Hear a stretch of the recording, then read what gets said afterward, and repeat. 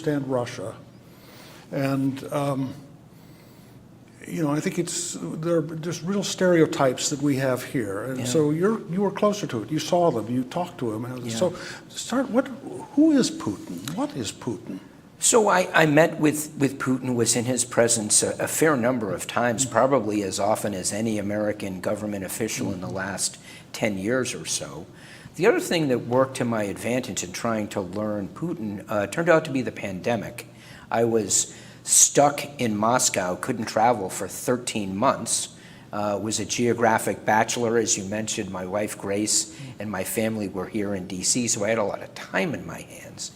And I spent that time, much of it, in the station at the embassy, reading about this Russian leader, his government, and what they were about, being briefed by people across the IC and at the State Department on secure video conferences from Moscow, along with some of my colleagues. So I tried to learn as much as I could about the Russian leader, about Putin, Vladimir Vladimirovich, and I describe him in a chapter in my book. The Chekist. And the title of the book, the title of the chapter, excuse me, is The Chekist, which is a reference to the Cheka, which was the original security service, the secret police established by Lenin at the start of, just after the start of the October Revolution, to protect and defend the revolution and defeat the class enemies that they were waging war against. And the Cheka, interestingly enough, was established by a Pole, Felix Dzerzhinsky, descended from Polish nobility, but he was charged by Lenin with establishing this secret police organization that was not bound by law, was not bound by God, because the communists didn't believe in God. There were no morals. The only charge, the only thing that bound them, Dzerzhinsky's group, was their commitment to the revolution and to protect the revolution, and in particular in the person of Lenin and the other Bolshevik leaders. Putin descends from the Cheka.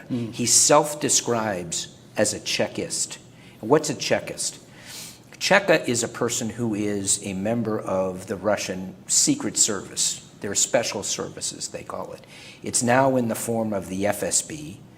When the Soviet Union collapsed, the KGB split into a very large federal security service, the FSB, and a smaller foreign intelligence service, the SVR. There was also a separate military intelligence service, as you know well, the GRU. Putin calls himself a KGB man, and he famously has said, he sounds like somebody who was a member of an organized crime family here in the United States. He says there's no such thing as a KGB man.